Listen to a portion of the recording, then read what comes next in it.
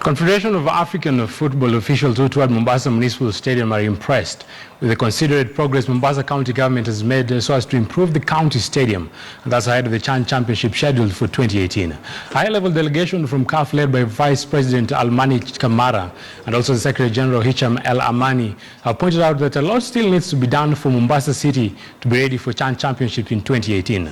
On Tuesday, the CAF team inspected Kisumu Stadium and is expected to inspect other venues that will host the championships, including Moi International Sports Center, Kasarani, Nyao Stadium, and also Eldoret Stadium. Mombasa Municipal Stadium is expected to host some of the group matches with Mbaraki Sports Club and also Mombasa Sports Club venues, marked as training venues.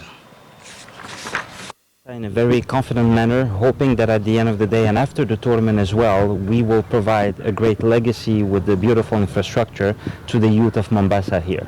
Mombasa is one of the listed venues, and so we need a super stadium, and we hope we can make this a super stadium by next year, September.